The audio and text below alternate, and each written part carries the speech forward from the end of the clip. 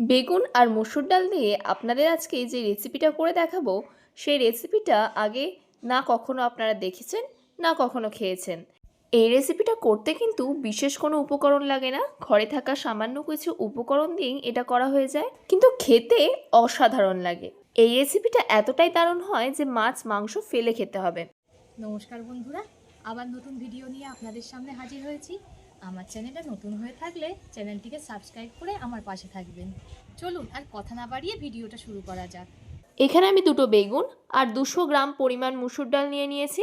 ডালটা কিন্তু আপনারা আপনাদের পরিমাণ মতো নিয়ে নেবেন। এখানে আমি একটা বোল নিয়ে নিয়েছি, বোলের মধ্যে ডালটা দিয়ে দেব। এবার ডালটাকে খুব ভালো করে পরিষ্কার করে ধুয়ে নেব 2-3 বার। দেখুন ডালটা কিন্তু আমি পরিষ্কার করে ধুয়ে নিয়েছি। এবার আমি বেগুনগুলোকে কেটে নেব। দেখুন আমি বেগুনগুলোকে কেটে নিয়েছি ঠিক এইভাবেই। এতে আমি সামান্য লবণ দিয়ে মাখিয়ে রেখে দেব, তাহলে বেগুনটা নরম হয়ে যাবে।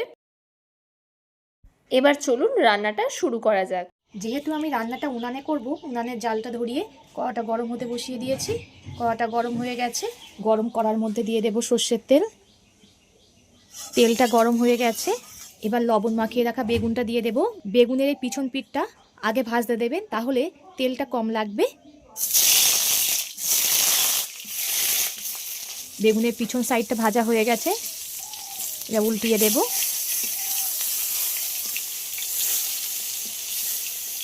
দেখুন কতটা কম তেল লেগেছে।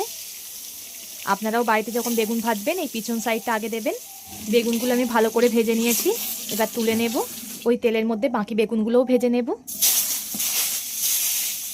বাকি বেগুনগুলোও আমার ভাজা হয়ে গেছে, তুলে নেব। দেখুন অল্প তেলে কতটা বেগুন ভাজা হয়ে গেছে। ওই কড়ার মধ্যে দিয়ে দেব সর্ষের তেল। তেল গরম হয়ে গেছে, তেলের মধ্যে দিয়ে দেব ছোট্ট একটা দারচিনি, একটা শুকনো লঙ্কা। ফোড়ন থেকে সুন্দর একটা মিষ্টি গন্ধ বেরালে 2টো বড় সাইজের পেঁয়াজ কুচি দিয়ে দেবো ওর মধ্যে। পেঁয়াজ দেওয়ার পরে 5-6 কোয়া রসুন গ্রেট করে রেখেছিলাম, সেটাকে দিয়ে দেব। খুব ভালো করে ভেজে নেব। পেঁয়াজ আর রসুনটা খুব ভালো করে ভাজা হয়ে গেছে। এবার এর মধ্যে দিয়ে দেব একটা বড় সাইজের টমেটো কুচি। টমেটো যতক্ষণ না গলে ততক্ষণ কষিয়ে নিতে হবে। টমেটোটা খুব সুন্দরভাবে গলে গেছে। এবার এতে দিয়ে দেব গ্রেট করে রাখা আদা।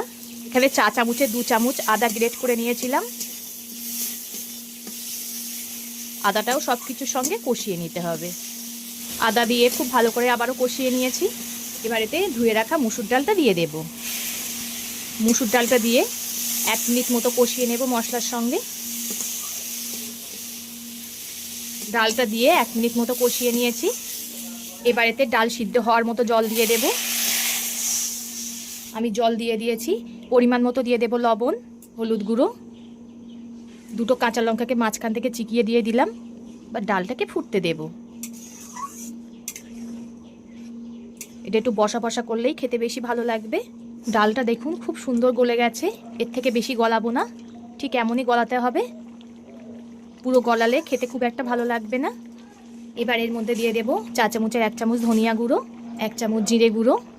এগুলো সব ভাজা, আবারও ফুটিয়ে নেব। এই জিরে ধনে বাড়িতে আমি ভেজে গুঁড়ো করে রেখেছিলাম। এবার এর মধ্যে ভেজে রাখা বেগুনগুলো দিয়ে দেব। বেগুন দিয়ে খুব ভালো করে ফুটিয়ে নেব। আপনারা কে কোথা থেকে বন্ধুরা দেখছেন কমেন্ট করে জানাবেন।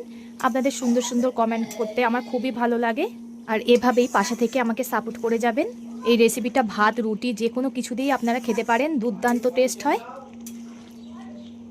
একবার হলেও ট্রাই করবেন এই রেসিপিটা, আর কমেন্ট করে জানাবেন কেমন হয়েছে। এবার এতে দিয়ে দেব ধনিয়া পাতা কুচি। অল্প করে চিনি দিয়ে দেব। অনেকের আছে বেগুন খেলে ঠোঁট জিভ চুলকায়, এই চিনিটা দেওয়ার ফলে আর কোনো অসুবিধাই হবে না তাদের। এই রেসিপিটা বন্ধুরা এতটাই দারুণ হয়, একবার যদি বানান সবাই বারবার এটাই বানানোর আবদার করবে। খুবই সুন্দর হয় খেতে। এবার এতে দিয়ে দেব গরম মশলা গুঁড়ো। এতক্ষণ ধরে ভিডিওটা ধৈর্য ধরে দেখার জন্য অসংখ্য ধন্যবাদ। পরবর্তী ভিডিওতে আপনাদের সঙ্গে আবার দেখা হচ্ছে। সবাই ভালো থাকবেন।